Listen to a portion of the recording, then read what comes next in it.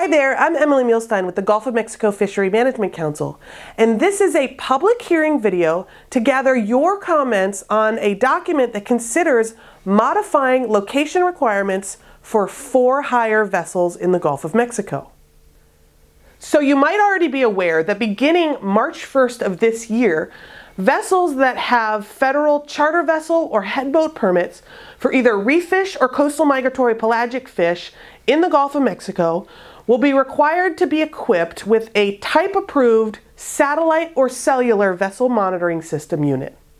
Now that unit has to be permanently affixed to the vessel, it has to operate 24 hours a day, it has to collect location data once an hour for transmission to NOAA fisheries, it has to be properly installed by a certified and authorized installer, and it also has to be activated through the NOAA fisheries help desk. As the rule is currently written, if a vessel's location tracking system is not functioning, there are a couple of things that a vessel operator will need to do.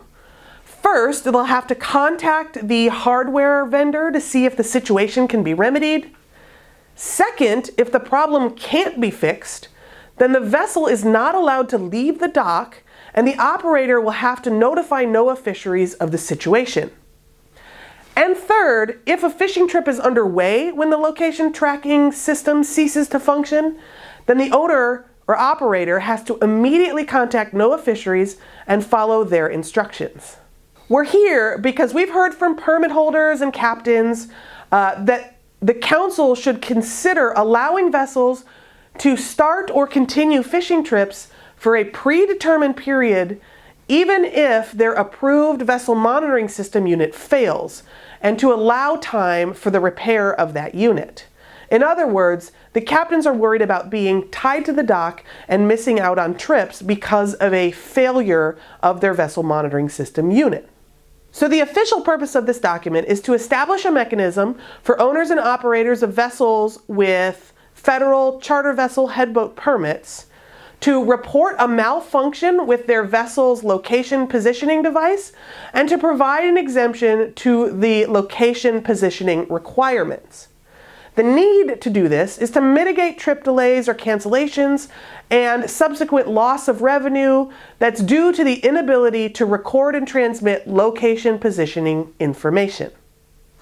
Now, it's a simple document. It is one action, and the first alternative, as always, is the no action alternative that would maintain the current requirement that vessels with those federal charter vessel headboat permits would have an improved vessel monitoring system unit on board and operating at all times, unless exempted by NOAA fisheries under what's called a power down exemption, which would still not allow that vessel to go fishing.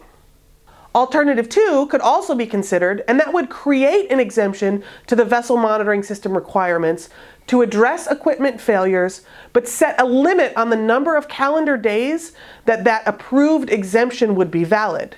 Now there's some sub-options here. That exemption could last for option 2A, 7 days. Option 2B, which is the current preferred, would allow the exemption to last for 10 days. And then option 2C would allow that exemption to be valid for up to 14 days.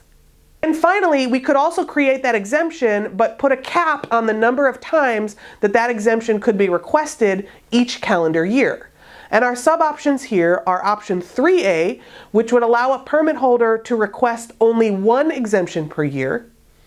Option 3B, which is currently the preferred option, would allow a permit holder to request that exemption up to twice a year. And option 3C would allow a permit holder to request an exemption up to 3 times a year. So the council would really just like your feedback on what they're considering. It'd be really helpful if you could send us your comments and your thoughts about this. And you can do that either by following this online link or by simply emailing us at gulfcouncil@gulfcouncil.org. Thank you so much for taking the time to watch this video and send us your thoughts.